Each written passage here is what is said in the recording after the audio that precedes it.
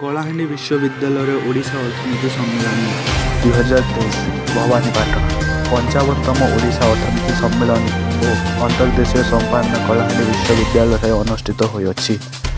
ଏଥିରେ ଓଡ଼ିଶା ଅର୍ଥନୀତି ସଂଘର କାର୍ଯ୍ୟକର୍ତ୍ତା ଓ ବିଭିନ୍ନ ଅନୁଷ୍ଠାନର ଅର୍ଥନୀତି ବିଭାଗର ଅଧ୍ୟାପକ ଓ ଅଧ୍ୟାପିକା ତଥା ଛାତ୍ରଛାତ୍ରୀମାନେ ବହୁ ସଂଖ୍ୟାରେ ଯୋଗ ଦେଇଥିଲେ।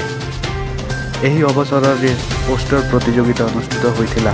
ପ୍ରଥମ ଦିନର ଅଧିବେଶନରେ ସଂଘର ସଭାପତି ପ୍ରଫେସର କେଶବ ଦାସ, ଉତ୍କଳ ବିଶ୍ୱବିଦ୍ୟାଳୟର professor Mitali Chinnar, professor Udayanath Mishra, university of ହାଇଦ୍ରାବାଦର ପ୍ରଫେସର ଆଲୋକ କୁମାର ମିଶ୍ର, IIT ହାଇଦ୍ରାବାଦର ପ୍ରଫେସର ବଦ୍ରି ଏ ନାଥ ମୁଖ୍ୟ ଅଭିଭାଷଣ ରଖିଥିଲେ।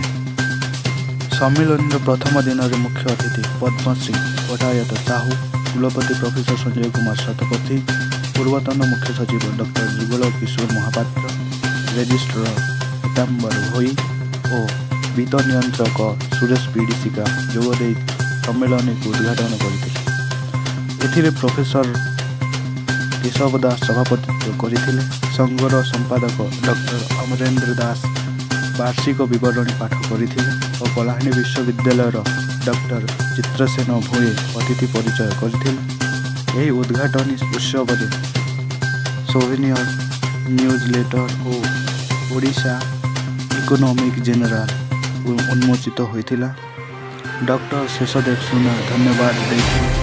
ପରେ JNUର ପ୍ରଫେସର ଅମିତାଭ କୁଣ୍ଡୁ ଲାଇଭଲିହୁଡ୍ ଓ ମାଇଗ୍ରେସନ ଉପରେ କିନୋଟ୍ ଭାଷଣ ଦେଇଥିଲେ। ସମ୍ମିଳନୀର ଦ୍ୱିତୀୟ ଦିନରେ ରିଜର୍ଭ ବ୍ୟାଙ୍କର ଅଧିକାରୀମାନେ ଟେଷ୍ଟ ଫାଇନାନ୍ସ ଉପରେ ଆଲୋଚନା କରିଥିଲେ। ତାପରେ ଅଭିବ୍ୟକ୍ତ କଳାହାଣ୍ଡିର ପ୍ରଗତିରେ ବାଧକ ବିଷୟ ଉପରେ ପ୍ୟାନେଲ ଆଲୋଚନା କରିଥିଲେ।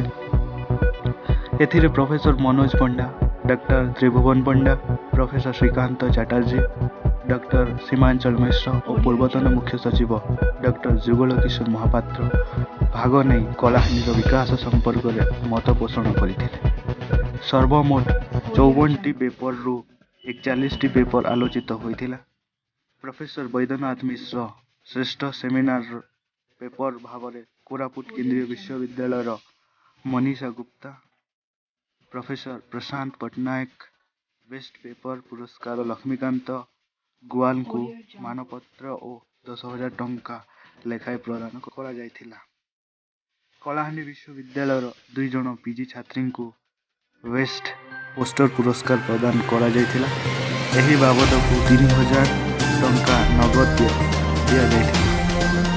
ଉଦ୍ଯାପନୀ ଉତ୍ସବରେ କର୍ଣ୍ଣେଲ ପ୍ରଫେସର ସଞ୍ଜୟ କୁମାର ଶତପଥୀ ସଂଘର କର୍ମକର୍ତ୍ତାମାନଙ୍କୁ ଶୁଭେଚ୍ଛା ଜଣାଇଥିଲେ ଓ ସମ୍ପାଦକ ଡକ୍ଟର ଅମରେନ୍ଦ୍ର ଦାସ ଧନ୍ୟବାଦ ଦେଇଥିଲେ।